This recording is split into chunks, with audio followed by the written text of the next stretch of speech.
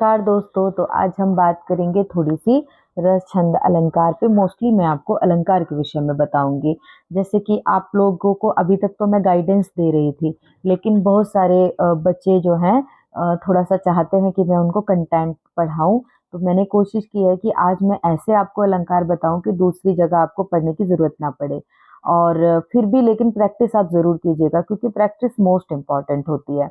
जैसे अगर मान लीजिए आज आप अलंकार सीख जाते हैं, तो उस पर आधारित बहुत सारे क्वेश्चन ज़रूर लगाना। ये पता है, ये हमारी नीड होती है। जब हमने सीख लिया ना, तो उसके बाद हमें प्रैक्टिस बहुत ज़रूरी होती है। मैथमेटिक्स भी तो ऐसे ही सीखी जाती है। फॉर्मूला याद कर लिया और क्वेश्चन को निकालना आपने सीख लिया, लेकिन उस पे आधारित आप बहुत सारे सम्स को सॉल्व नहीं करेंगे तो आप भूल जाएंगे। तो हिंदी में भी यही है। तो भाई देखो, जो तरीका है वो तो हमें अपनाना पड़ेगा। तो चलिए मैं बात करती हूँ एक बुक की। पहली बात तो मुझे थोड़ा सा मिरर इफेक्ट रहता है। लाल सिंह चौधरी हैं, डॉक्टर लाल सिंह चौधरी, इनकी बुक है रस छंद अलंकार। ये मुझे लाइब्रेरी से मिली तो मैं लेकर आ गई और मुझे थोड़ी अच्छी लगी। इसमें देखिए, आपको तो पता ही है कि मैं यहाँ का ये पोर्शन भी नहीं छोड़ती हूँ। तो चलिए मैं आपको भी पढ़ के सुनाती हूँ। आचार्य विश्वनाथ प्रसाद का कथन है, वाक्यम रसात्मकम काव्यम, अर्थात रसमय रचना ही काव्य है। इसका अर्थ समझते हैं आप?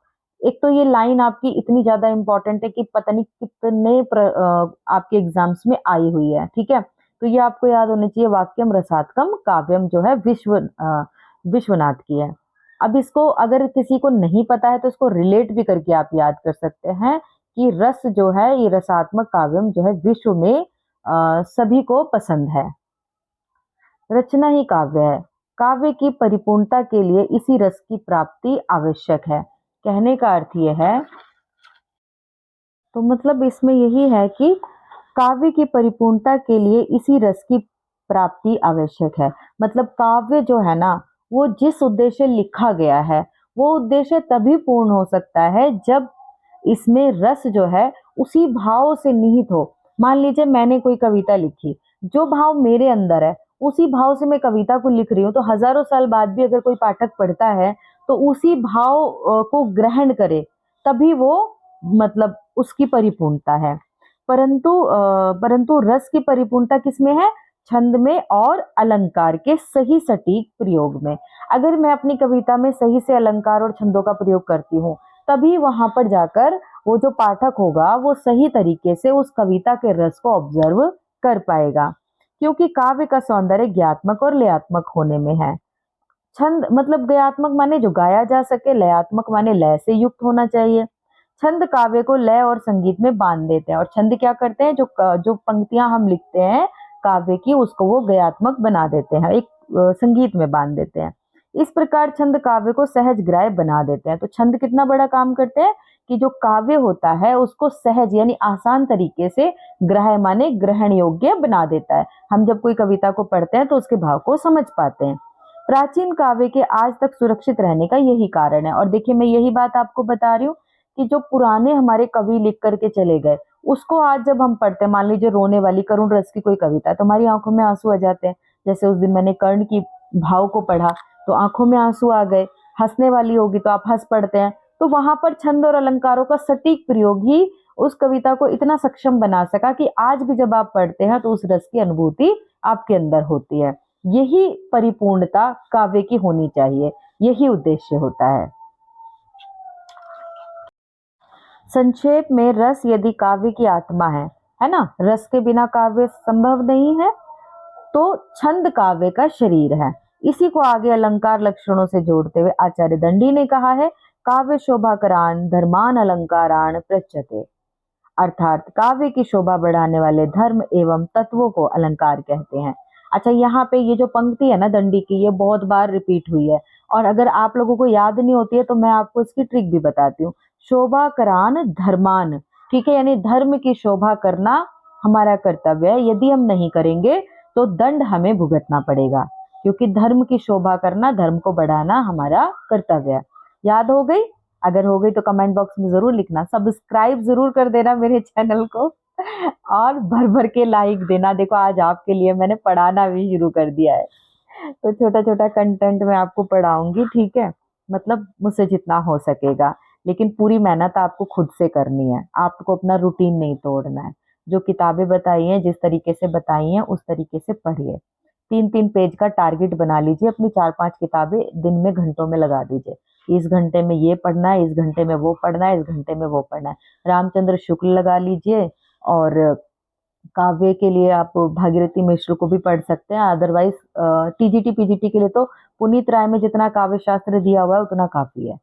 सरस्वती पांडे लगा लीजिए, रामचंद्र शुक्ल लगा लीजिए, पुनीत राय का काव्य शास्त्र लगा लीजिए, और वासुदेव नंदन की व्याकरण लगा लीजिए। ये 4-5 किताबें हो गई इनको, और यूथ कंपटीशन की प्रैक्टिस लगा लीजिए, एक वीडियो लगा लीजिए। दिन में आपको ये अपने कालांश बनाने, अपने पीरियड बनाने हैं कि इन सबको मुझे एक दिन में कितने कितने घंटे पढ़ना है, और उसी हिसाब से अपना 3-3 पेजेस का टारगेट बना लीजिए और बस अपनी तैयारी में लग जाइए।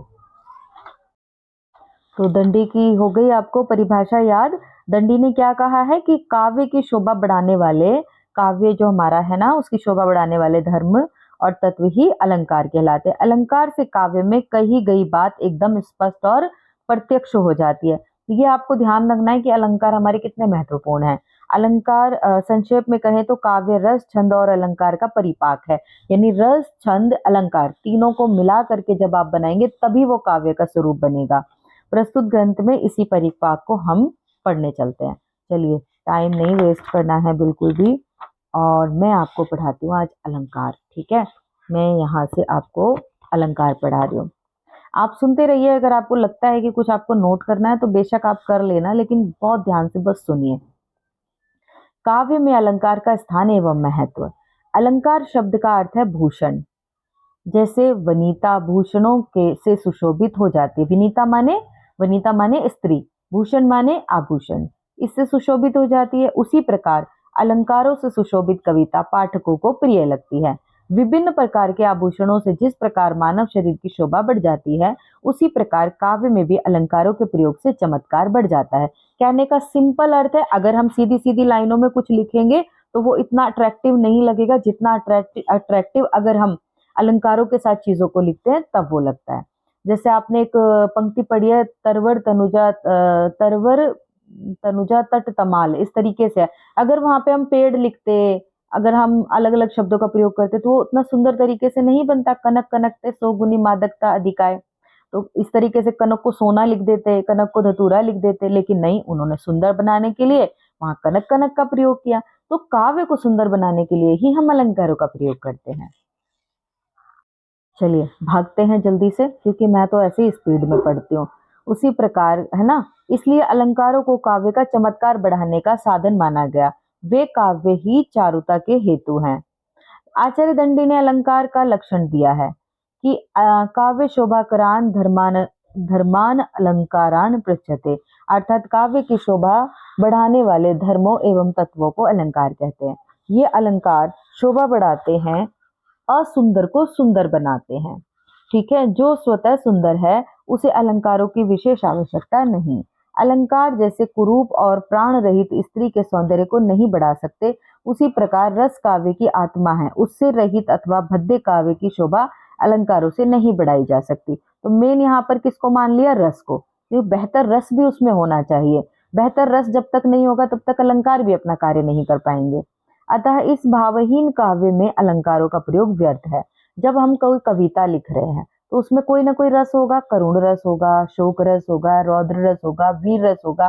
देशभक्ति के लिए अगर कोई रस है तो वीर रस होगा। अगर आप वीरता के लिए कहानी लिख रहे हैं, कविता लिख रहे हैं, तो उसमें वीर रस होगा, तभी वहां पे अलंकारों का प्रयोग हो सकता है। आप व्यर्थ में अलंकारों का प्रयोग नहीं किया जा सकता। अलंकारों का प्रयोग के संबंध में यह बात ध्यान में रखनी चाहिए कि अलंकार काव्य में लादे ना जाए, उनका प्रयोग स्वाभाविक ढंग से किया जाना चाहिए। समझ में आया ना कि कभी भी कोई कविता लिखते हैं तो उसमें बहुत ज्यादा अलंकार भरने नहीं है। बिना आवश्यकता के अलंकारों का प्रयोग कविता के सौंदर्य को विकृत कर देता है। कवि केशवदास ने अपनी कविता में, मैं ये केशवदास वाला आपको बताने वाली थी, केशवदास ने अपनी कविता में बहुत अधिक अलंकारों का प्रयोग किया तो उससे कविता का स्वाभाविक सौंदर्य क्षीण हो गया, यानी कम हो गया। इसलिए अलंकारों का सहज प्रयोग ही उचित है, जैसे सूरदास और तुलसीदास की कविता में मिलता है। तो यहाँ तक आपको समझ में आया ना कि अलंकारों का बहुत ज्यादा अधिक प्रयोग भी नहीं होना चाहिए और उसमें त्रुटि आ जाती है। यदि काव्य में अलंकारों का उचित प्रयोग हो तो काव्य भाषा का सौंदर्य को बढ़ाता है। बढ़ाता ही है, इसके अर्थ को भी स्पष्ट करता है, सरस बनाता है और प्रभाव विषुणता का संचार होता है। अलंकार से काव्य में कही गई बात एकदम प्रत्यक्ष हो जाती है, यानी साफ हो जाती है।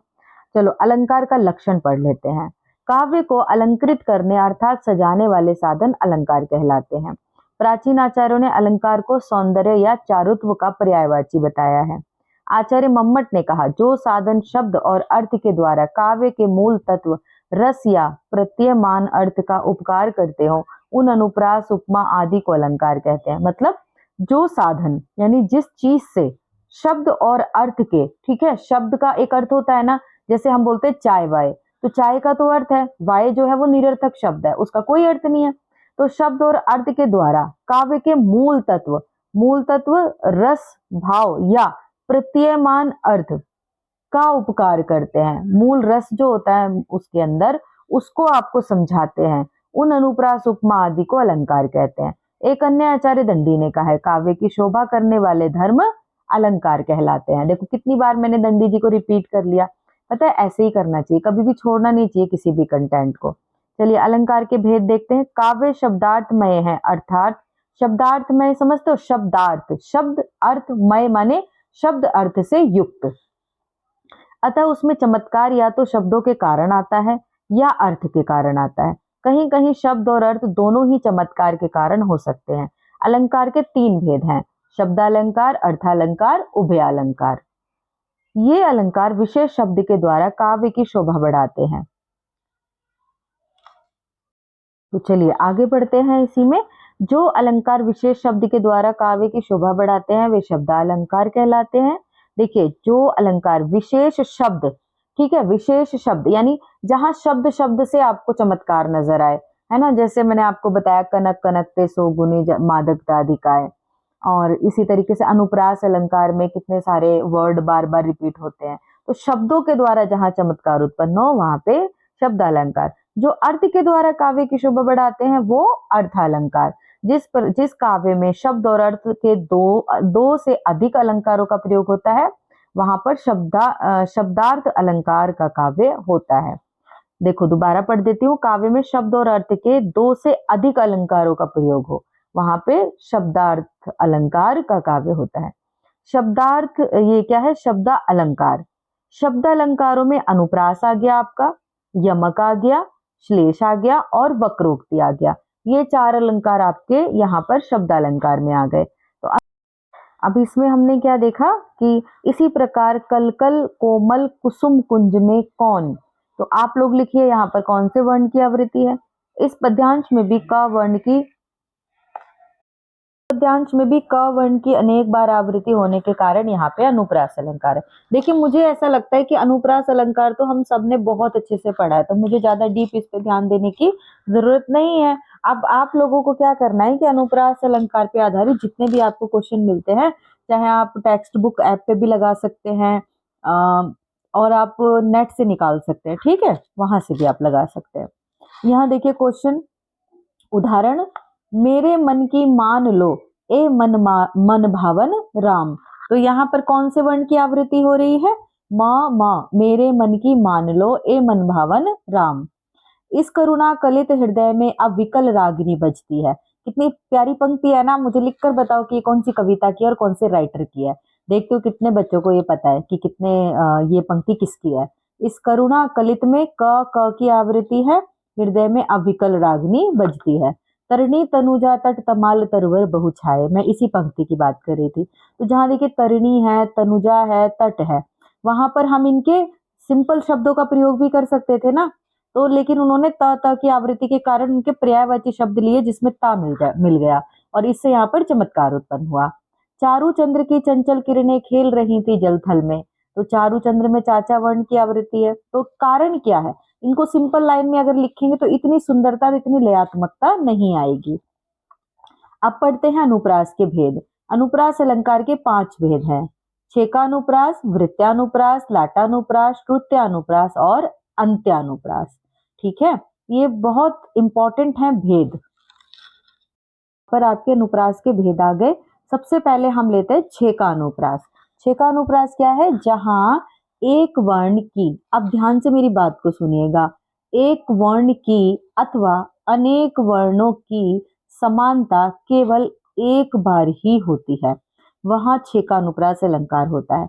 जैसे बनती है मुस्कान तुम्हारी शीतल शशि की लेखा, इस पद्यांश में श वर्ण की आवृत्ति एक बार हुई है ना। बनती है मुस्कान तुम्हारी श शीतल श शशि, तो श क्या है ना, एक ही बार उसकी आवृत्ति हुई, 2 बार 3 बार, जैसे तरणी तनुजा तट तमाल, इसमें ता की कितनी बार है, 4 बार है, लेकिन यहाँ पर क्या हुआ है, श की केवल एक बार हुई है। अब इसमें क्या बता रहा है कि एक वर्ण अथवा अनेक वर्णों की समानता केवल एक बार हो। तो हमने देखा कि श की एक ही बार है, तो यहाँ कौन सा अलंकार होगा, छे का अनुप्रास। यहाँ दूसरी लाइन देखो, पारस परसी कुधातु सुहाई, तो पारस परसी में भी प और प एक ही बार हो रहा है।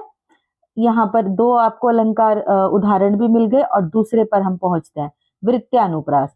अब इसमें आप क्या समझेंगे, वृत्त्या माने वृत्त, गोला बना लीजिए, जहां उपनागरिका पुरुषा और कोमला वृत्तियों के अनुकूल एक व्यंजन या अनेक व्यंजनों का स्वरूप और क्रम से समानता दिखाई जाती है, वहां वृत्त्यानुप्रास होता है। जैसे उपनारिका वृत्त, यहाँ पर उपनागरिका लिखा था लेकिन यहाँ उपनारिका वृत्त है।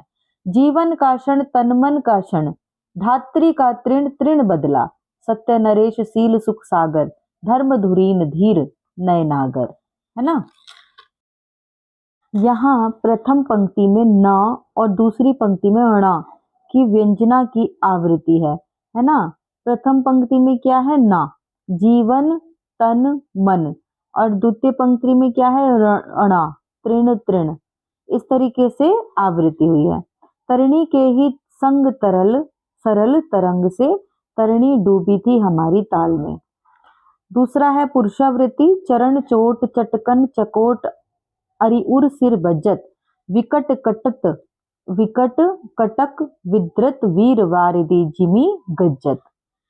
यहाँ टा और ज की आवृत्ति कठोरता को व्यक्त करती है। आप जब पढ़ रही हूं मैं तो आप समझ ही रहे होंगे कितना मतलब कठोर इसमें आ रहा है, इसलिए पुरुषावृत्ति है, जहां कठोरता को व्यक्त कर रही है वहां पे पुरुषावृत्ति है।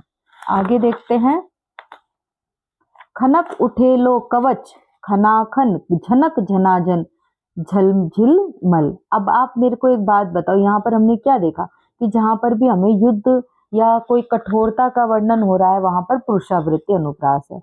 वक्र वक्र करी पुच्छ करी रद रिच कपि गुच्छ। अब आगे आ जाओ ये कोमलावृत्ति में, मधुर मृदु मंजुल मुख मुस्कान, मौनता मई मनोज्ञ महान। यहाँ माँ वर्ण की आवृत्ति के कारण कोमलावृत्ति अनुप्रास अलंकार है। माँ वर्ण को कोमल माना जाता है, तो ये प्रश्न भी आ सकता है कि कौन सा वर्ण कोमल है। आप लोगों को पता है ना कठोर वर्ण कौन से होते हैं, टा वर्ग के जो होते हैं वो कोमल वर्ण होते हैं, ये कठोर वर्ण होते हैं, और माँ जो है कोमल वर्ण है। अन्य उदाहरण देखो, प्रकृति यहाँ एकांत बैठ निज रूप संवारती, पल पल पलटती निज वेश क्षणिक छवि छिन छिन धारती। और दूसरा है, इस करुणा कलित हृदय में अब विकल रागनी बजती है। आगे चलते हैं, लाटा अनुप्रास। ठीक है, लाटा अनुप्रास बहुत इंपॉर्टेंट है। लाट गुजरात प्रदेश का नाम है, इसलिए इसका नाम लाटा अनुप्रास पड़ गया है। वहां के विद्वानों को यह प्रिय था। कितना अच्छा आपको कंटेंट मिला कि गुजरात के विद्वानों को यह प्रिय था, इसलिए इसको लाटा अनुप्रास कहते हैं। इसमें वाक्यों की पूरी पूरी आवृत्ति होती है। समझ में आया, वाक्यों की, वर्ण शब्द नहीं, वाक्यों की पूरी पूरी आवृत्ति। वहां के विद्वानों को ये प्रिय था, परंतु अर्थ दोनों का भिन्न भिन्न होता है। जैसे पराधीन जो जन नहीं स्वर्ग नरक का हेत, पराधीन जो जन, देखो इसमें कोमा का आपको अंतर रहेगा। पराधीन जो जन कोमा नहीं स्वर्ग नरक ता हेत। अब दूसरी लाइन, पराधीन जो जन नहीं फिर कोमा स्वर्ग नरकता हेत। जहां यहाँ पहली पंक्ति का अर्थ है कि जो लोग पराधीन हैं, है ना, दूसरों पर अधीन है, उनके लिए स्वर्ग नहीं नरक ही है। और दूसरी पंक्ति का है अर्थ, जो लोग पराधीन नहीं उनके लिए नरक भी स्वर्ग है। देखा एक कोमा ने कितना अंतर कर लिया। तो आप यहाँ पे लाटानुप्रास में समझ गए कि दो वाक्य रिपीट होते हैं, सिर्फ कोमा के लगने की वजह से उनका अर्थ बदल जाता है। आगे देखो, सखी कलादर दुखत हित नहीं पिए जिह पास। सखी कलादर दुखद ती ही नहीं, यहाँ कोमा है, पिए जी ही पास। ये पंक्तियां है ना, इनको लिख लेना, क्योंकि एग्जामिनर के पास दिमाग में निर्माण नहीं होता पंक्तियों का। ये जो हम किताबों में पढ़ते हैं, इन्हीं पंक्तियों को वो उठा करके एग्जाम में देता है। तो ज्यादा से ज्यादा जो पंक्तियां हम अभ्यास कर लेंगे ना, तो हमें भूलेंगे भी नहीं और वहां पे परेशानी भी नहीं होगी। राम भजन जो करत नहीं कोमा, राम भजन जो करत नहीं कोमा, भव बंधन भय ताही। राम भजन जो करत कोमा, नहीं भव बंधन भय ताही। यानी कि इसमें कहा गया है कि राम भजन जो करते नहीं है, भव का बंधन उन्हीं के लिए है। और दूसरी पंक्ति में राम भजन जो करते हैं, नहीं भव बंधन, मतलब भव का बंधन उनके लिए नहीं है। तो आपको समझ में आ गया, लाटानुप्रास बहुत आसान है। अब आ जाओ श्रुत्यानुप्रास। श्रुत्या माने सुनने में, जहां कंठ तालु ओष्ठ आदि, आप लोगों ने व्याकरण में पढ़ा है ना, कंठ तालु ओष्ठ, ये सब के जो वर्ण होते हैं, एक ही स्थान का वर्ण, जैसे चा वर्ग का ले लिया, का वर्ग का ले लिया, ठीक है, ये एक ही स्थान से बोले जाने वाले वर्णों की समता दिखाई जाती है, वहां श्रुत्यानुप्रास अलंकार होता है। इसका संबंध श्रुति माने कानों के सुख से है। झांक न झंझा के झोंके में, झुककर खुले झरोखे में। ये पंक्तियां भी लिख लेना या ढूंढ लेना कहीं से। मैं कोशिश करती कि पीडीएफ आपको प्रोवाइड करा पाती, लेकिन आप सोचो मैं कितना सारा काम छोड़ के ये वीडियो वगैरह बनाती हूँ और कंटेंट लाती हूँ ढूंढ के। मैं सोच रही हूँ थोड़ा थोड़ा आपको ये बता दूं ताकि आप समझ सको कि मैं कैसे पढ़ती हूँ और कैसे पढ़ाती हूँ। आज पहली मेरी क्लास है ना आपके साथ, ये मुझे बताना आपको कैसी लगी और आपको आसान लगी कि नहीं, मतलब जो मैं पढ़ा रही हूँ, जो मैं समझा रही हूँ, वो अच्छे से समझ में बैठ रहा है या नहीं। चलिए बातें नहीं करेंगे, आगे बढ़ते हैं। अब इसमें क्या मैंने आपको बताया कि जैसे हमारे पास वर्ग होते हैं ना, 5 वर्ग होते हैं, का वर्ग, चा वर्ग, टा वर्ग। तो एक लाइन के शब्दों को उठा करके जब ले लिया जाता है, तो आपको ये पता होना चाहिए, का ख ग घ णा चा छ ज झ ञ ना, तो वहां से उठा लेते हैं। तो ता था दा ये वाले भी आएंगे तो भी श्रुत्यानुप्रास होगा। होप कि आपको बहुत अच्छे से समझ में आ रहा है। यहाँ झ वर्ण की आवृत्ति श्रुति सुखद है, अतः श्रुत्यानुप्रास अलंकार है। अब आगे देखिए इसी में, ता दिन दान दीन धन मानी, ठीक है, पुनि मुनि गण दुहु भाई न बंदे, अभिमत आशीष पाई आनंदे। तो आप लोग बोलते हैं ना पंक्तियां कहाँ से आती हैं, तो ऐसे ही पंक्तियां आती हैं। अब आ जाइए, अगला है अंत्यानुप्रास। जैसा कि शब्द से पता चल रहा है, अंत में अनुप्रास, चरण के अंत में आए हुए वर्णों में समानता होने के कारण अंत्यानुप्रास अलंकार होता है। जैसे दिवस का अवसान समीप था, गगन था कुछ लोहित हो चला। ये पंक्तियां मुझे बताना किस राइटर की है। यहां था और चला पदों में आ वर्ण की समानता से अंत्यानुप्रास अलंकार है। वैसे यहाँ पर अनुप्रास अलंकार नहीं है, दिवस का अवसान समीप था, गगन था कुछ लोहित हो चला। थोड़ा मुझे बताना कि इसमें मेन अलंकार कौन सा है। तो इसमें थोड़ा सा अंत के कारण इस पंक्ति को रख दिया गया है। और मैंने आपको कई बार बताया है कि 100% हर बुक में ठीक नहीं होता, तो थोड़ा सा हमें अपना भी दिमाग लगाना पड़ता है, ठीक है। तो अन्य उदाहरण, जो तप करे कुमारी तुम्हारी, भावे मेटी सकही त्रिपुरारी। देखो यहाँ पे अंत्यानुप्रास बिल्कुल सही है, क्योंकि लास्ट में री री आ रहा है। जैसे आता है ना, मछली जल की रानी है, जीवन उसका पानी है, हाथ लगाओ डर जाएगी, बाहर निकालो मर जाएगी।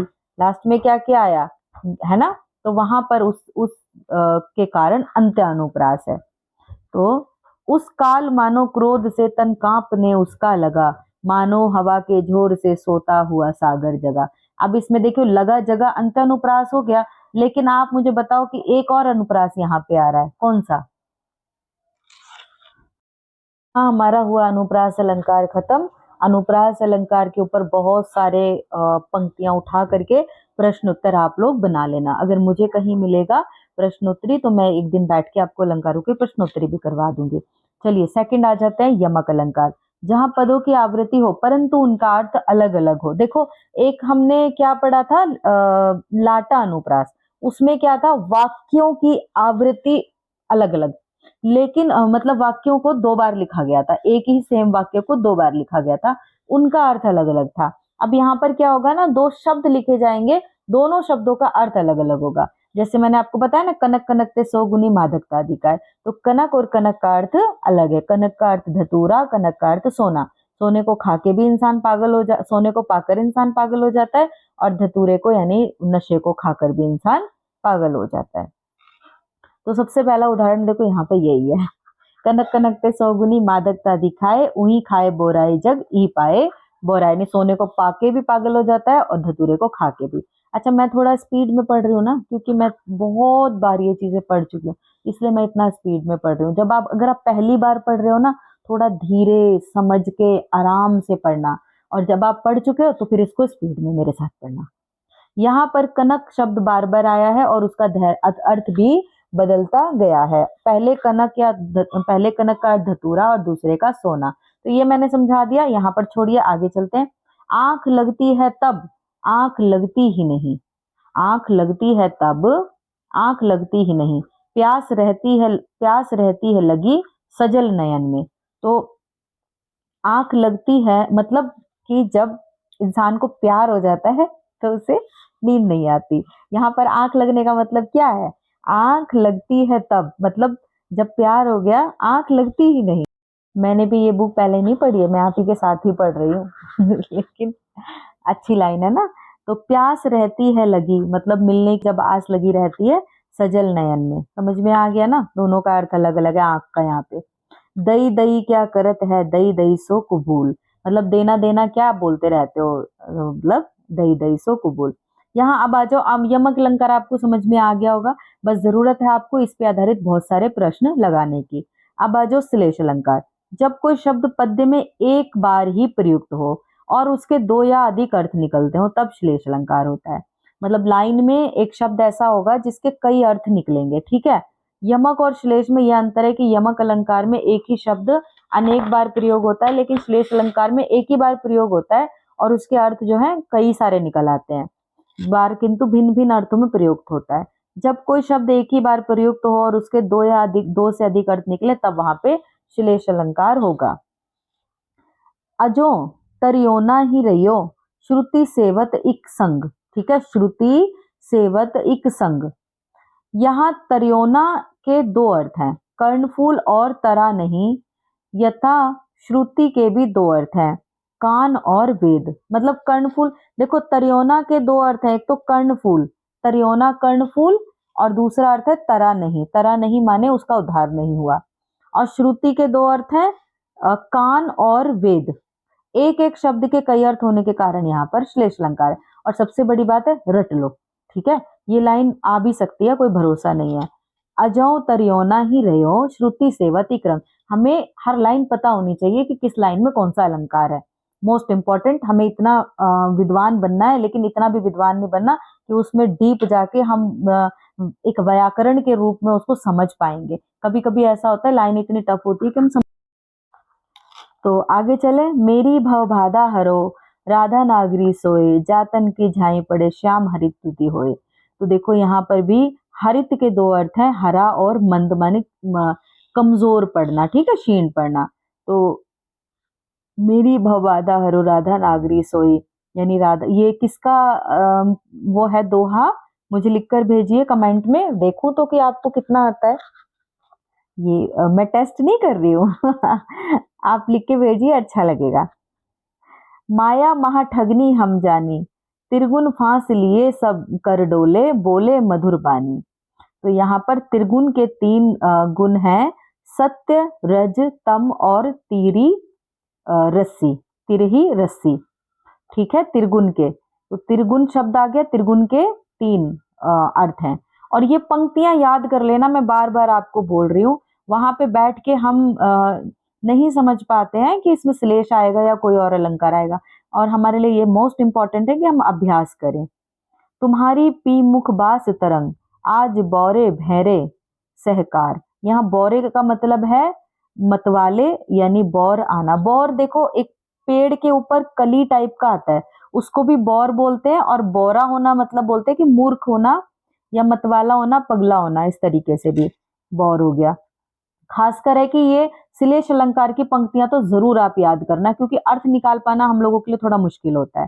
तो तुम्हारी पी मुखबास तरंग आज बौरे भेरे सहकार, तो कितनी कठिन पंक्ति है ना। फिर चलो अगला पढ़ते हैं, वक्रोक्ति। देखो मैं इसी वीडियो में ना आपको सारे अलंकार पढ़ा दूंगी, आप कोशिश कीजिएगा कि मैं जो समझा रही हूँ उसको समझ पाए। धीरे धीरे नहीं समझ में आए तो वीडियो को पॉज कर सकते हो, धीरे धीरे रोक रोक के भी वीडियो को पढ़ सकते हो, नोट भी कर सकते हो। चलिए आगे बढ़ते हैं, वक्रोक्ति अलंकार पढ़ लेते हैं।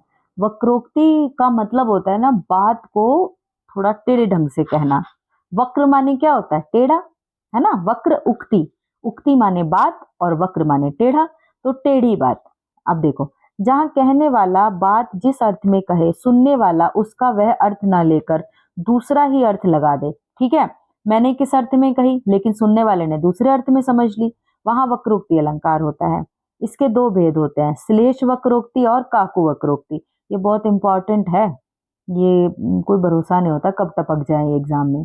जब अनेकार्थवाची, अनेकार्थ समझते हो ना, जिसके अलग अलग अर्थ निकलते हैं, अनेकार्थवाची यानी श्लेष युक्त शब्दों का दूसरा अर्थ निकाला जाए तब श्लेष वक्रोक्ति होती है। जैसे एक कबूतर देख हाथ में, पूछा कहाँ अपर है, उसने कहा अपर कैसा, उड़ गया सपर है। यहाँ अपर और सपर का अर्थ समझिएगा ध्यान से। यहाँ वक्ता का अपर से अभिप्राय है दूसरा, किंतु श्रोता ने इसका अर्थ अपर यानी पंखों के बिना, पर रहित लेकर उत्तर दिया। देखो, एक कबूतर देख हाथ में, ठीक है, ये नूरजहां की पंक्ति है। एक कबूतर उसके हाथ में था, तो नूरजहां जब खड़ी थी तो कौन थे राजा जो थे, शाहजहां थे शायद। उन्होंने पूछा कि मुझे भी ना, देखो चीजें भूलती हूँ ना, मैं भी तो कंप्यूटर थोड़ी ना हूँ, मैं आपके साथ ही तो पढ़ा रही हूँ तो कोई गलती भूल हो जाए तो क्षमा करना भाई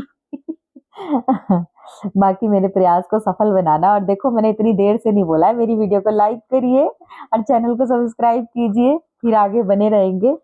तो नूरजहां से पूछा कि कबूतर दूसरा कहाँ है, दूसरा पूछा, दूसरा। अब उसने पूछा बिना पर के, अपर का माने।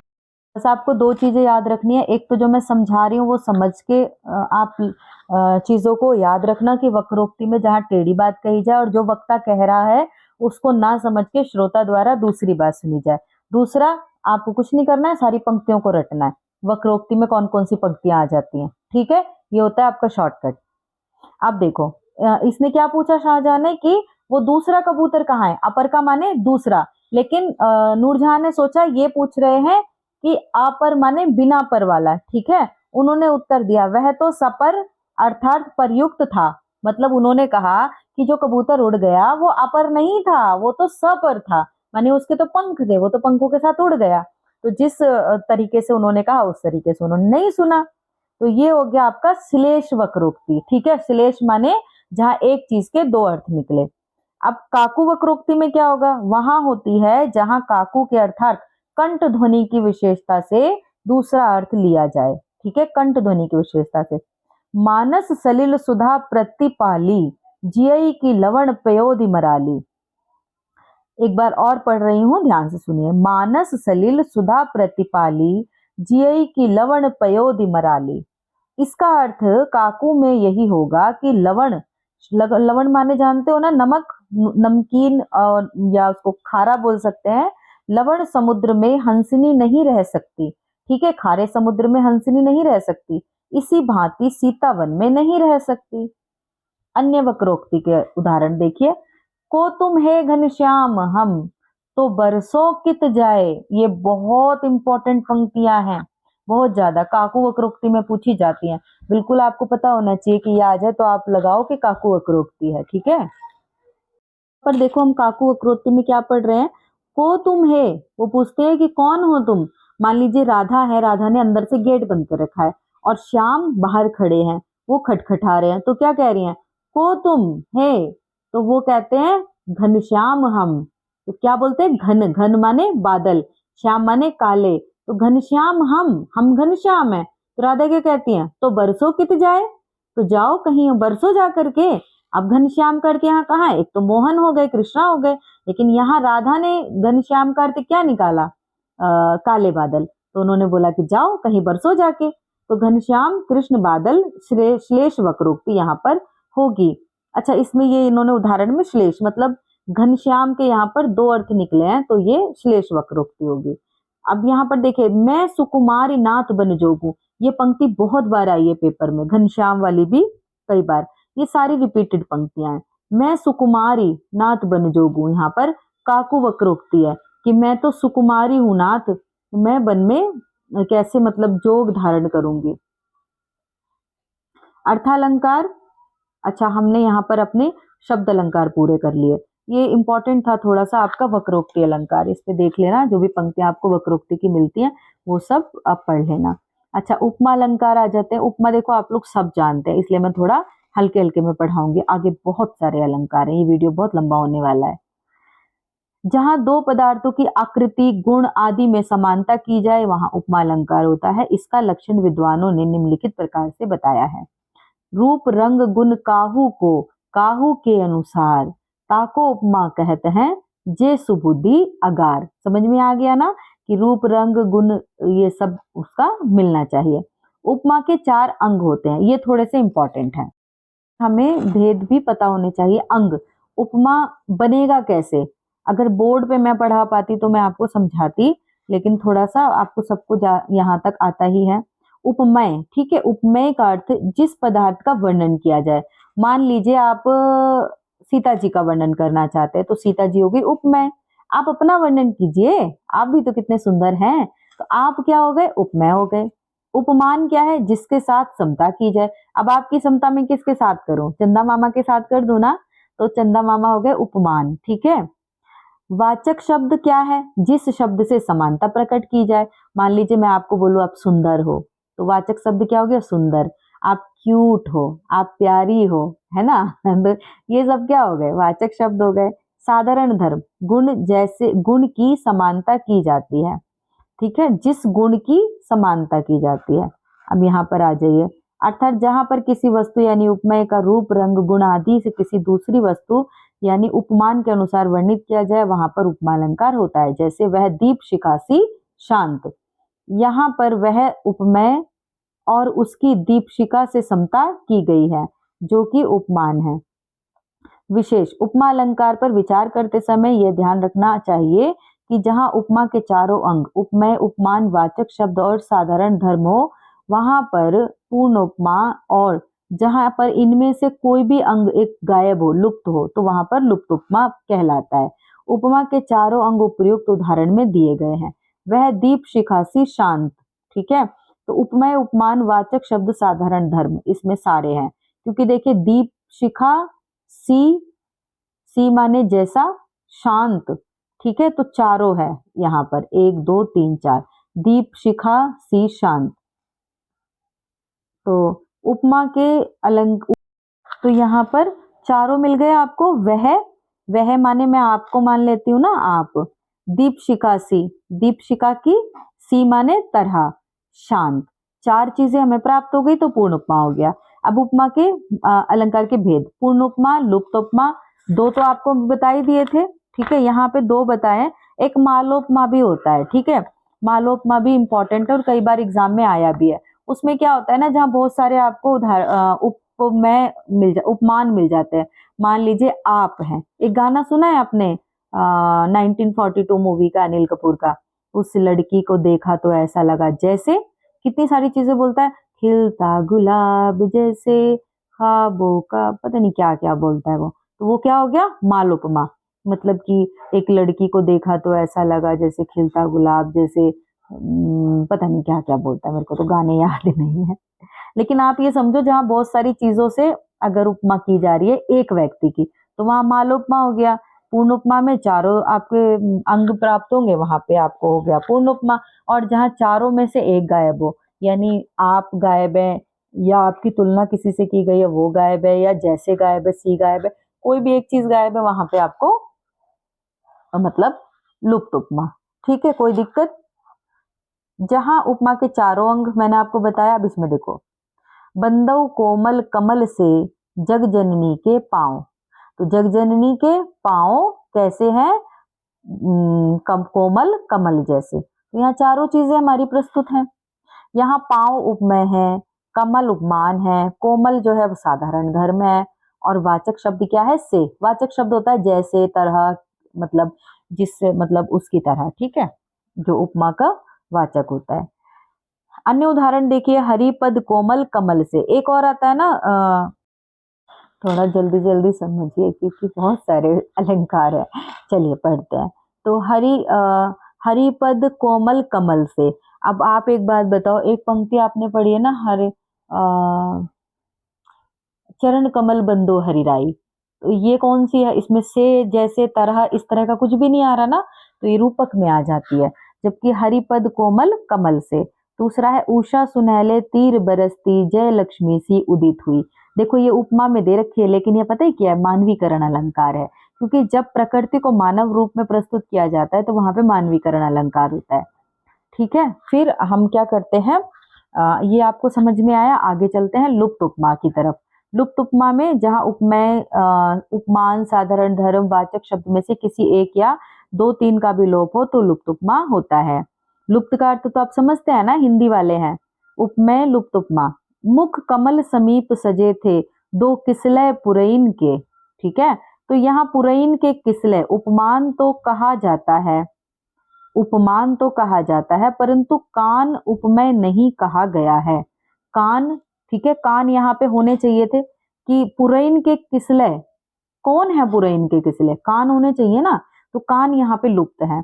अच्छा, मुख कमल समीप सजे थे, मुख कमल समीप सजे थे, दो किसलय पुरैन के, दो किसलय पुरैन के, लेकिन कान गायब है। तो ये ध्यान रखना, ये पंक्तियां भी आ सकती हैं।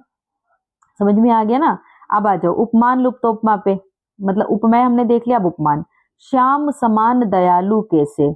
यहाँ श्याम उपमेय समान वाचक शब्द और दयालु समान धर्म है, परंतु उपमान नहीं कहा गया है। ठीक है, उपमान गायब है। तो ये इतना आपको समझ में आ गया। साधारण धर्म लुप्त उपमान, मतलब जहां पे साधारण धर्म गायब हो।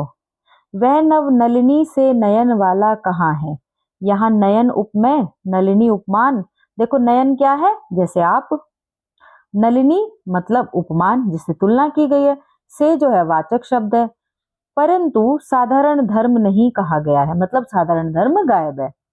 वाचक शब्द लुप्त उपमा। नील सरोरु श्याम, मतलब नील सरोरु की तरह श्याम है, तो यहाँ पे वाचक शब्द गायब है।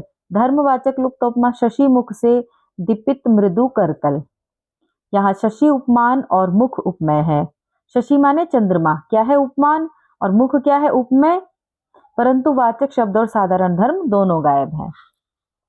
तो इस तरीके से वाचक उपमेय लुप्त उपमा। चपल चंचला देखूं। यहाँ चंचल साधारण धर्म और चंचला उपमान तो विद्यमान है, परंतु वाचक शब्द और उपमेय गायब है।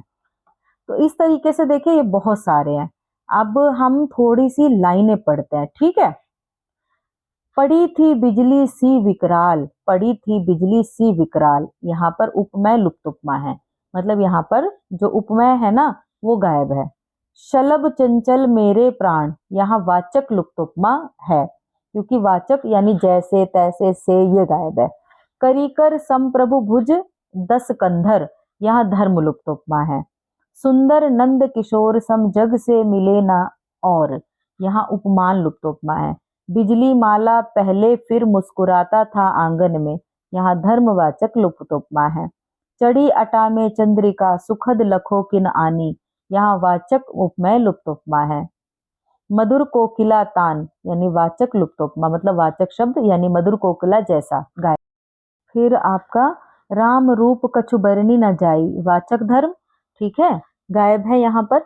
चपल श्याम घन चपला सरजू तीर, मुकुट मालमय बारिज भ्रमर जंजीर, यहाँ पर भी वाचक धर्म गायब है।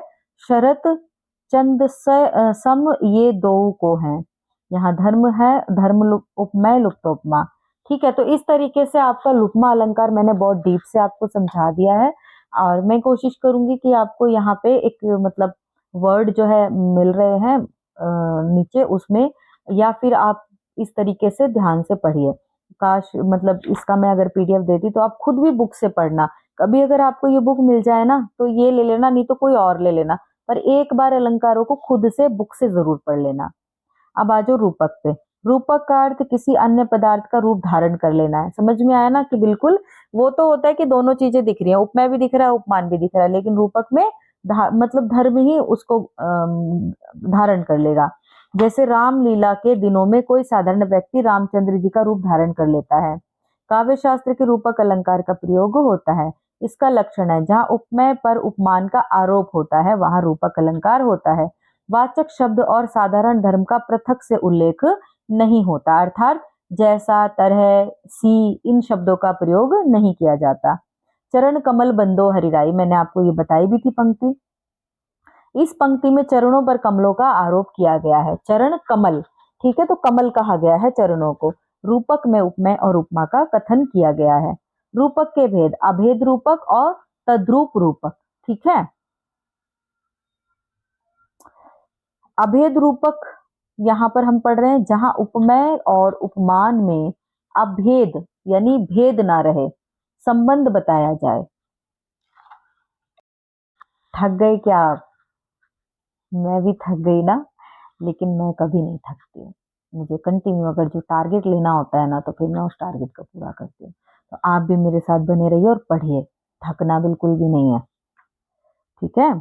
तो चलिए, अभेद रूपक जहां उपमेय और उपमान में अभेद संबंध बताया जाए और निषेधवाचक शब्द का प्रयोग ना किया जाए, वहां पर जैसे तुव मुख पंकज विमल अति सरस सुवास प्रसन्न, यहाँ मुख और पंकज में अभेद स्थापित किया गया है, इसलिए अभेद रूपक है ना। मुख और पंकज, तुव मुख पंकज विमलाति, मुख पंकज जैसे चरण कमल, वैसे मुख भी पंकज माने कमल है, ठीक है। तो यहाँ पर अभेद है, मतलब बिल्कुल भी कोई भेद समझ में नहीं आ रहा तो अभेद है। तद्रूप रूपक जहां उपमेय को उपमान से भिन्न दिखाकर भी उसी का रूप और उसी का कार्य सिद्ध करने वाला कहा जाए, जैसे अमीय झरत चहु ओर, अब नयन ताप हरि लेत, राधा मुख यह अपर ससी, सत उदित सुख देत। यहाँ पर अपर ससी पद में राधा के मुख उपमेय का चंद्रमा उपमान से भिन्न चंद्रमा बताया गया है, यहाँ पर तद्रूप रूपक है। देखो, अपर ससी मतलब अलग, पद से राधा के मुख उपमेय का, राधा का मुख क्या है, उपमेय है, का चंद्रमा उपमान से भिन्न चंद्रमा दिखाया गया है, अतः यहाँ पर तद्रूप रूपक है। और ये रट भी लेना। उपमेय उपमान की एक रूपता से के अलग अलग स्तरों के अनुसार रूपक अलंकार के 3 भेद होते हैं, ये इंपॉर्टेंट है, ठीक है, कि उपमेय के हिसाब से उपमान की एक रूपता के अलग अलग क्या क्या है। तो देखिए, अब हम पढ़ रहे हैं कि उपमेय में जो एक रूपता है उसके अलग अलग स्तरों के अनुसार भी रूपक के मतलब भेद हैं। पहला है सांग रूपक या साव्य रूपक, जहां उपमेय के अंगों पर भी उपमान का आरोप होता है वहां सांग रूपक होता है। मतलब कि एक लाइन में कई अंग मिलेंगे, ठीक है, 1 2 3, वो अलग अलग अंगों के लिए भी अलग शब्द प्रयोग किए गए, जैसे उदित उदयगिरी मंच पर रघुवर बाल पतंग, बिकसे संत सरोज सब हर्षे लोचन भ्रंग। तो यहाँ पर देखो क्या किया गया है, संतो, बिकसे संत सरोज सब, तो सरोज, संत को सरोज कहा गया, हर्षे लोचन भ्रंग, और लोचन को भी भ्रंग कहा गया। तो यहाँ पे 2 चीजों की अलग अलग तुलना कर दी गई है, मतलब आरोप कर दिया गया। तुलना तो उपमा में होता है, तो यहाँ संतों का आरोप किया गया सरोज से, सरोज माने कमल, लोचन माने नयन, लोचन का आरोप किया गया भृंग से। भृंग क्या होते हैं आप बताएं? भंवरा होता है ना। तो कहने का अर्थ है कि एक लाइन में जब अंगों का भी आरोप किया जाए तब वहां पे सांग रूपक होता है। और दूसरा हम पढ़ेंगे निरंग रूपक, और निरंग रूपक तब होता है जब पूरी लाइन में किसी एक का ही आरोप किया जाता है, जैसे चरण कमल बंदो तिनकेरे, जे बिन काम राज के चेहरे। मतलब यहाँ पर चरण को कमल को मतलब चरण को कमल का आरोप कर दिया गया, तो यहाँ निरंग रूपक है। सिंपल है ना, एक लाइन में केवल एक चीज का, जैसे सीता चंद्र मुख चंद्रमुखी सीता या राधा, तो उनका वो हो गया निरंग रूपक। लेकिन जब उनके कान, आंख, नाक या लाइन में आने वाले 2 और 3 चीजों का भी अलग अलग से आरोप किया जाए तो वहां पर सांग रूपक होगा। ठीक है। फिर आ गया पारंपरिक रूपक, जहां पर मुख्य रूपक का कारण कोई दूसरा ही रूपक होता है, वहां पारंपरिक रूपक होता है। चलिए पारंपरिक रूपक देख लेते हैं। जहां पर मुख्य रूप का कारण कोई दूसरा ही रूपक होता है, वहां पारंपरिक रूपक का अलंकार होता है। जैसे मुनि लोचन चकोर शशि राघव। यहाँ मुनियों के लोचनों को चकोर कहा गया है, परंतु इस रूपक की सिद्धि तभी होती है जब राघव यानी राम को शशि माना जाए। देखो, आपको मैंने एक अलंकार पढ़ाया सांग रूपक। सांग रूपक में भी 2 चीजों की तुलना की, मतलब 2 चीजों को आरोप किया गया था ना, संतों को और लोचन को। अब यहाँ भी 2 चीजों को आरोप किया गया है। किस किस को? एक तो मुनि को चकोर कहा गया है और राघव को शशि कहा गया है। लेकिन जो मुनि चकोर है वो तब है जब यदि राघव शशि हैं, यानी एक दूसरे पर डिपेंडेड है। राघव पर शशि का आरोप होने से ही लोचनों पर चकोरों का आरोप चमत्कारपूर्ण बनता है। समझ में आया? अतः यहाँ पर पारंपरिक रूपक है, यानी एक दूसरे पर वो वहां पर जो होगा डिपेंड होगा। फिर अन्य उदाहरण देखते हैं। चलिए तैयार हो जाइए जल्दी से, बहुत सारी पंक्तियां मैं पढ़ने वाली हूँ। मेखलाकार पर्वत अपार अपने सहस्त्र दीर्घ सुमन फाड़। ये आपको मैं बताऊं, एक कविता है पर्वत प्रदेश में पावस, सुमित्रा नंदन पंत की है। ये 10th क्लास में लगी हुई है, वहां से ये पंक्ति ली हुई है। तो यहाँ पर अभेद रूपक है। रचो विधाता दुहुन ले सिगरी शोभा साज, तू सुंदरी सची दूसरी यह दूजो सुरसाज। यहाँ पर तद्रूप रूपक है। अब हो नाच्यो बहुत गोपाल। अब हो नाच्यो बहुत गोपाल, ये पंक्ति तो आपने पढ़ी होगी, किसकी है? काम क्रोध को पहरी लो चोलना, कंठ विषय की माल। तो यहाँ पर महामोह को नुपुर बाजत, निंदा सबद रसाल, ये सांग रूपक है। तो पंक्ति मैं आपको दे रही हूँ, उसके आंसर आप लिखकर मुझे भेजेंगे। अवही चलिए बन राम पहम, भरत मंत्र भल कीन्हा, शोक सिंधु बूढ़त सबहि, तुम अवलंबन दीन्हा। दोबारा पढ़ रही हूँ, ध्यान से समझिएगा। अवही चलिए बन राम पहा, भरत मंत्र भल कीन्हा, शोक सिंधु बूढ़त सबहि, तुम अवलंबन दीन्हा। और दूसरी पंक्ति, महादानी जिनके हितु, जदु कुल केरव चंद। तो इन पंक्तियों के आप मुझे बताएंगे अलंकार। उपमा और रूपक में अंतर तो आपको पता ही है। ठीक है, उपमा में क्या होता है? साधारण धर्म होता है, रूपक में उसका लोप होता है। चलिए उत्प्रेक्षा पर चलें। वैसे थकान तो मुझे भी हो रही है। अब आप मुझे एक बात बताओ, आप बोलते हो कि हमारे पास समय नहीं होता। मुझे देखो, मैं कब से बैठी हूँ, कब से पढ़ रही हूँ, पढ़ा रही हूँ। मैंने सारी चीजें मैनेज करके रखी ताकि मैं अपने टाइम को बांट ना सकूं। खाना बनाया था, बच्चों को दे दिया है, बच्चों को पढ़ने के लिए बोल दिया है, और थोड़ा बहुत आप जानते हो वो मटर गश्ती भी करेंगे, पढ़ेंगे भी और थोड़ा सा खेलेंगे भी। लेकिन मैं यहाँ पर अपने काम पर कॉन्सेंट्रेट करके बैठी हूँ। बाकी सारे काम मैंने छोड़ दिए, भूल गई हूँ कि मुझे कोई काम भी है। जब ये वीडियो कंप्लीट बन जाएगी उसके बाद मैं यहाँ से उठूंगी, तब मैं सोचूंगी क्या काम है। तब तक चाहे इधर से उधर कुछ भी होता रहे, मुझे कोई लेना देना नहीं है। यही आपको करना है। तो चलिए उत्प्रेक्षा अलंकार पर आ जाते हैं। उसके बाद ना सब जल्दी जल्दी है। ये थोड़े से बड़े अलंकार थे तो इनमें थोड़ा सा टाइम लगा। मैं भी थोड़ा पानी पी लेती हूँ। शाम का टाइम हो गया है तो ठंड भी बढ़ गई है। चलिए पढ़ते हैं, उत्प्रेक्षा अलंकार की तरफ बढ़ते हैं। जहाँ उपमेय के उपमान से भिन्नता ज्ञात होते हुए भी संभावना प्रकट की जाए।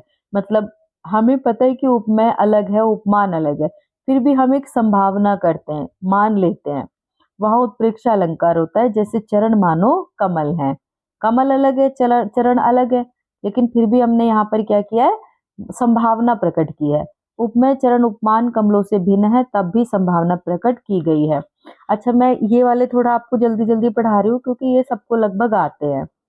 उत्प्रेक्षा अलंकार के बोधक शब्दों में, अब ये याद रखिएगा कि ये शब्द जहां भी मिलेंगे वहां पर आपको उत्प्रेक्षा अलंकार होगा। मनो, मानहु, मनु, जानो, जनु, शंके। ठीक है, शंके भी है। ध्रुव, प्राय, नूनम आदि माने जाते हैं। अब आपको नूनम नहीं पता था ना, ध्रुव, प्रायः ये भी उत्प्रेक्षा में आते हैं। इनके प्रयोग से उत्प्रेक्षा अलंकार सिद्ध होता है। इन शब्दों से वाच्य उत्प्रेक्षा प्रकट होता है। जहां इन शब्दों का प्रयोग नहीं होता वहां गम्योत्प्रेक्षा या प्रतीयमान उत्प्रेक्षा कही जाती है। उत्प्रेक्षा के तीन भेद, वस्तुत्प्रेक्षा, हेतुत्प्रेक्षा और तीसरा है फलोत्प्रेक्षा। तो तीनों में हम देखते हैं क्या अंतर हमें मिलता है।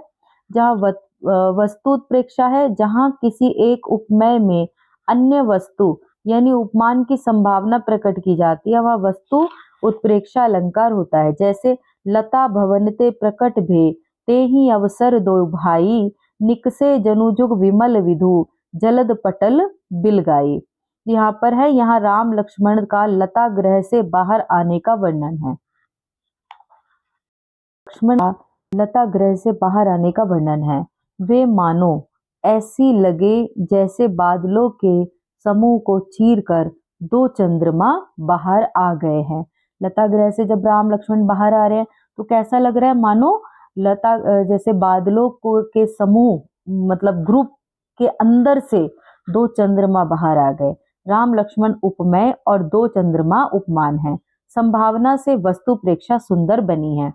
ठीक है, तो यहाँ राम लक्ष्मण की जो समानता किससे की गई है, तो मतलब संभावना ये की गई है दो चांद से।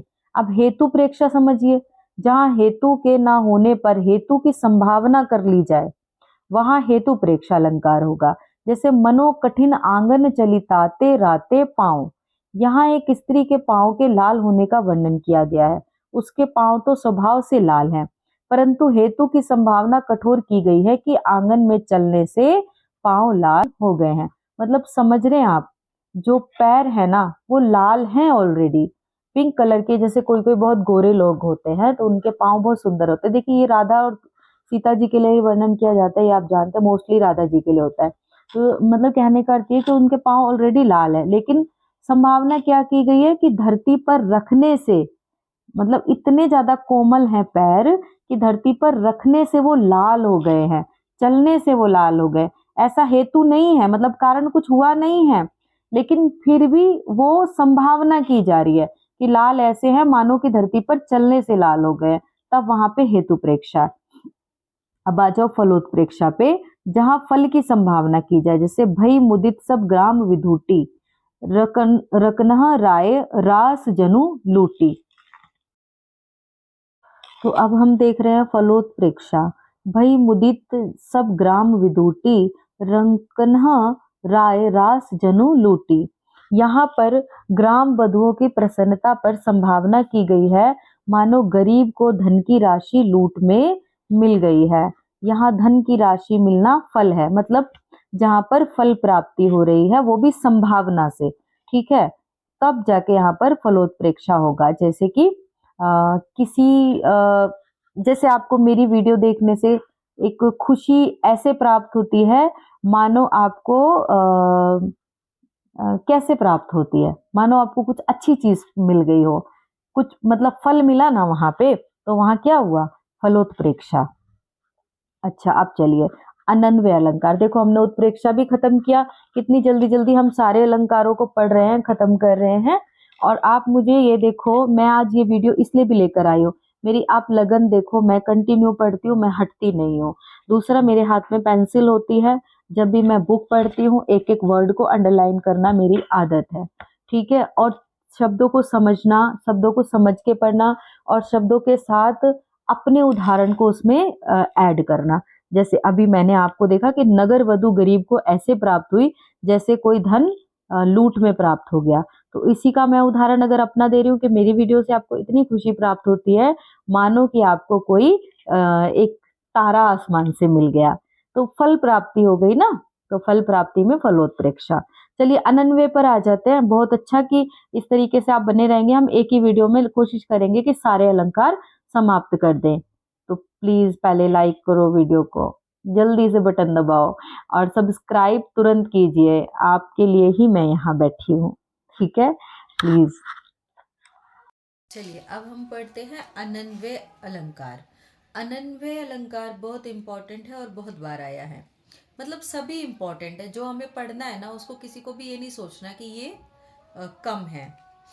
जब उपमेय की समता के लिए कोई उपमान मिलता ही नहीं है। मान लीजिए माता सीता हैं, वो इतनी सुंदर है कि उनके सामने चांद से भी हम उपमा करें तो कम पड़ती है। और उपमेय की समता उपमेय से ही की जाती है। और सीता माता की जो समानता होगी हम सीता माता से ही करेंगे, क्योंकि उनके समान हमें कोई दिख ही नहीं रहा है। एक ही वस्तु उपमेय होती है और वही उपमान, तब अनन्वय अलंकार होता है। मेरी बात समझ में आ गई ना? जैसे आप हो, मैं आपको बोलूं कि आप बहुत सुंदर हो, जैसे आप हो, मतलब आपकी क्वालिटी इतनी ज़्यादा है कि दुनिया में कोई ऐसी चीज़ ही नहीं बनी जिससे मैं आपकी तुलना कर सकूं। तो फिर मैं आपकी तुलना आपसे ही करूंगी। तो वहां पे अनन्वय अलंकार हो गया। राम और रावण का युद्ध राम और रावण के समान ही था। राम रावणयोरुद्धम, राम रावणयोरिव। इस वाक्य में राम रावण युद्ध उपमेय और उपमान भी है, अतः ये अन्वय अलंकार है। दूसरा उदाहरण, राम राम से भरत से और न उनसा कोई। यहाँ राम जैसे राम, भरत जैसे भरत को कहा गया है। यहाँ अनन्वय अलंकार है, मतलब राम के जैसा कोई दूसरा है ही नहीं जिससे हम उसकी तुलना कर सके। भारत के सम भारत है। अनन्वय अलंकार की ये पंक्तियां बहुत ज़्यादा इंपॉर्टेंट है, रट लो चाहे लिख लो, चाहे ये रिपीट होती है, ठीक है। यहाँ अनन्वय अलंकार खत्म हो गया। मुझे बताओ अगर कोई डाउट हो तो। मुझे लगता है कि ये क्लियर हो चुका है। इसके बाद हम चलते हैं अगले अलंकार की तरफ। नेक्स्ट हमारा आता है उल्लेख अलंकार, जहाँ एक ही वस्तु अथवा विषय को अनेक प्रकार से वर्णन किया जाए, ठीक है, अनेक प्रकार से, वहाँ उल्लेख अलंकार होता है। ऐसा वर्णन दो प्रकार से हो सकता है। क, एक ही व्यक्ति या पदार्थ को अनेक लोगों भिन्न भिन्न रूपों में देखे। अनेक लोग मतलब जैसे कृष्णा होते हैं ना, उनको हम लोग भिन्न भिन्न रूपों में देखते हैं। कोई पति के रूप में, कोई पिता के रूप में, कोई सखा के रूप में, कोई, है ना, इस तरीके से। अथवा ख, एक ही व्यक्ति या पदार्थ को एक व्यक्ति विषय भेद से भिन्न भिन्न रूपों में देखे। और जैसे यशोदा माता है तो कृष्णा को देख रही है, तो वो भिन्न भिन्न रूपों में उनको देखे। कभी उन्होंने विष्णु भगवान का रौद्र रूप धारण करते हुए देखा, कभी कृष्णा के मुंह में मिट्टी देखी, कभी कृष्ण मतलब कृष्ण को उन्होंने, एक ही व्यक्ति ने कृष्ण को कई सारे रूपों में देखा। और दूसरा हमने क्या पढ़ा कि एक व्यक्ति ने उनको कई रूप में देखा। प्रथम उल्लेख का उदाहरण देखो। देखो एक काम में क्या दिया है कि एक ही व्यक्ति या पदार्थ को अनेक लोग मतलब जैसे गोपियां हो गई, बहुत सारी गोपियां, तो कोई उनको पति मान रही है, कोई उनको पुत्र मान रही है, कोई उनको दोस्त मान रही है। मीरा उनको पति मानती थी, राधा उनको सब कुछ मानती थी, है ना, गोपियां उनके साथ रास रचाती थी। आप और हम उनको बाल रूप के रूप में भी मतलब। चलिए अब हम देखते हैं क्या उल्लेख अलंकार। उल्लेख अलंकार में जहाँ एक ही वस्तु अथवा विषय को अनेक प्रकार से वर्णन या उल्लेख किया जाए, ठीक है, एक वस्तु है उसका अनेक प्रकार से उल्लेख, कैसे? वहां उल्लेख अलंकार होता है जैसे ऐसा वर्णन दो प्रकार का होता है। क, एक ही व्यक्ति या पदार्थ को अनेक लोग भिन्न भिन्न रूपों में देखें। जैसे मान लीजिए कृष्ण भगवान है, उनको बहुत सारे लोग, गोपियां उनको अपने सखा के रूप में देखती हैं, राधा उनको अपने मित्र के रूप में मतलब प्रेमी के रूप में देखती हैं, मीरा उनको पति के रूप में देखती है, रुक्मिणी के वो पति हैं, और हम लोग भी उनको लड्डू गोपाल बाल गोपाल के रूप में देखते हैं। तो एक व्यक्ति को जब बहुत सारे लोग अलग अलग रूपों में देखते हैं तब वहां पे उल्लेख अलंकार होता है। और दूसरा हाँ, एक ही व्यक्ति या पदार्थ को एक व्यक्ति विषय भेद से भिन्न भिन्न रूपों में देखे। यानी फिर अब कृष्ण भगवान है लेकिन उनको एक ही व्यक्ति भिन्न भिन्न रूपों में देखेगा। जैसे यशोदा माँ को जब कान्हा ने मिट्टी खाई तो वो उनके बच्चे थे, जब उन्होंने बोला मुंह खोलो तो मुंह खोला तो पृथ्वी नजर आई, तो उनको विशाल दर्शन भगवान ने किए। तो यशोदा को वो कई रूपों में नजर आते थे। तो एक व्यक्ति को कई रूपों में जब एक चीज नजर आए तब वहां पे उल्लेख अलंकार होता है। उदाहरण देखिए, बहुत सुंदर उदाहरण है। घन घोष समझ मयूर लगे कूकने, समझी गजेंद्र ने दहाड़ मृगराज की। मतलब घन घोष समझ, बादलों की गर्जना घोष समझकर जो मोर थे मयूर लगे कूकने, आवाज करने लगे, समझी गजेंद्र ने,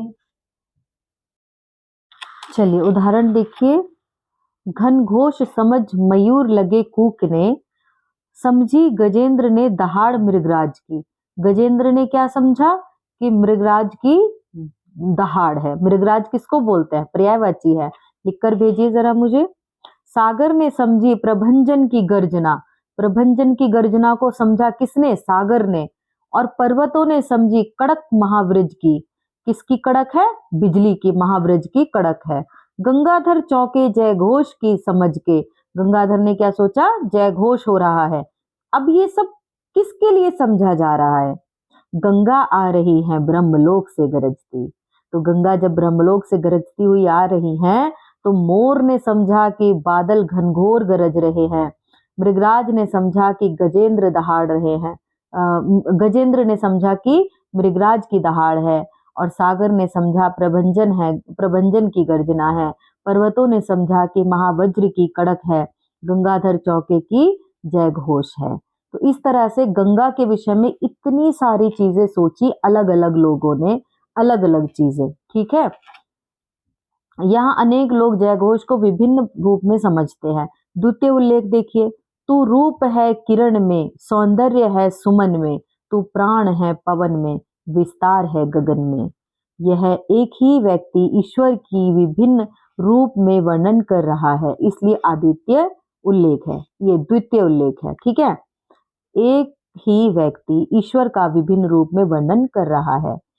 तो यहाँ पर समझ में आ गए ना, ईश्वर को क्या बोल रहे हैं? तो रूप है किरण में, सौंदर्य है सुमन में, तो प्राण है पवन में, विस्तार है गगन में। ये ईश्वर के लिए बोला जा रहा है। तो आगे देखिए, थकना नहीं है। जब मैं नहीं थक रही हूं तो आपको भी नहीं थकना है। यहाँ एक ही व्यक्ति ईश्वर का विभिन्न रूप में वर्णन कर रहा है, इसलिए द्वितीय उल्लेख है। अन्य उदाहरण देखो, बुद्धि मनीषा मति आशा चिंता तेरे कितने नाम। ये कौन सी रचना की पंक्ति है? किस राइटर की पंक्ति है? आप मुझे बताओ। फूस से कोमल छबीले रत्न से, वज्र से दृढ़ सुचि सुगंधित यज्ञ से। ये पंक्तियां आपको समझ में आई कि नहीं आई? देखो, फूल जैसे कोमल, छबीले रत्न जैसे, वज्र जैसे दृढ़ और सुचि सुगंधित यज्ञ जैसे।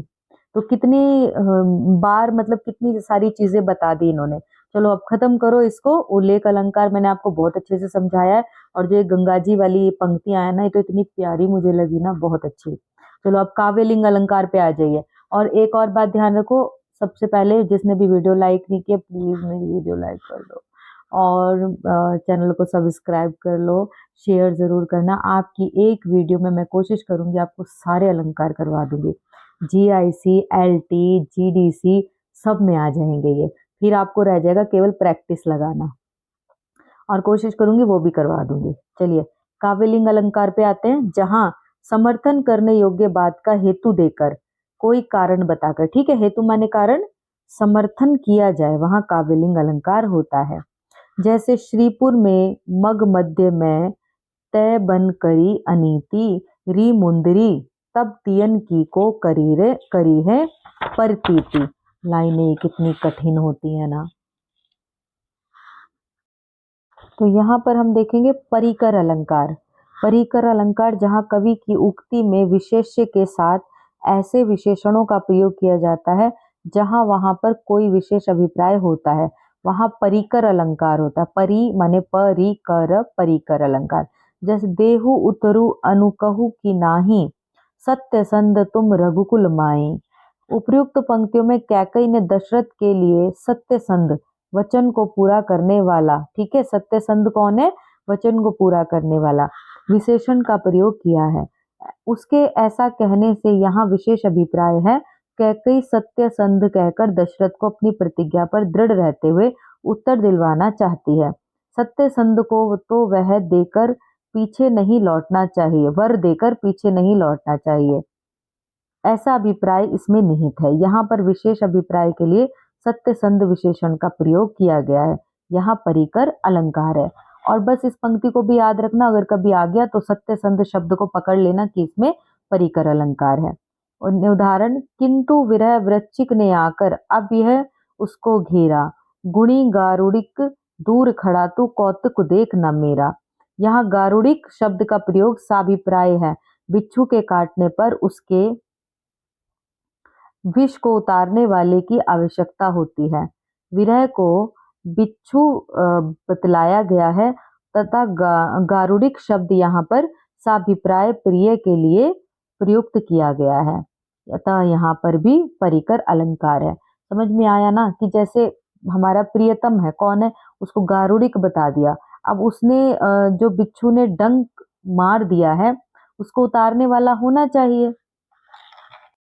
चलिए अब काव्यलिंग अलंकार पढ़ लेते हैं। जहां समर्थन करने योग्य बात का हेतु देकर यानी कोई कारण बताकर समर्थन किया जाए वहां काव्यलिंग अलंकार होता है। जैसे श्रीपुर में मग मध्य में, मतलब श्रीपुर में मग मध्य में, तय बन करी अनीति री मुंदरी, अब तियन की को करी है प्रतीति। तो बहुत कठिन भाषा है, ऐसी बात नहीं है कि आसान है। सीता जी अपनी उंगली में पहली अंगूठी को देखकर उससे कहती हैं, हे मुंदरी, अब स्त्रियों का कौन विश्वास करेगा। यह एक कथन है। इस कथन का समर्थन करने के कारण प्रस्तुत किया गया है, क्योंकि श्री यानी लक्ष्मी ने तो नगर में राम का साथ छोड़ दिया, मार्ग में मैंने उन्हें छोड़ दिया और वन में तूने उन्हें छोड़ दिया, है ना।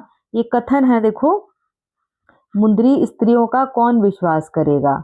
इस कथन का समर्थन किस, मतलब वो ये कह रहे हैं ना कि स्त्रियों का कौन विश्वास करेगा, क्योंकि श्री माने लक्ष्मी ने तो नगर में राम का साथ छोड़ दिया। अब लक्ष्मी जी ने, राम को वनवास हो गया तो उनका धन संपदा सब चला गया। मार्ग में मैंने उन्हें छोड़ दिया और मार्ग में सीता जी का अपहरण हो गया। वन में तूने उन्हें छोड़ दिया, और मुद्री को बोल रही है कि वन में उन्हें तूने छोड़ दिया। स्त्रियों का विश्वास कौन करेगा। इस बात का समर्थन करने के लिए उसका कारण भी दिया गया है, अतः यहाँ काव्यलिंग अलंकार है। यानी जो बात कही गई है कि स्त्रियों का कौन विश्वास करेगा, तो उसका कारण भी दिया गया है कि जो श्री है लक्ष्मी, उन्होंने राम को छोड़ दिया। मैं हूँ स्त्री, मैंने भी राम को छोड़ दिया।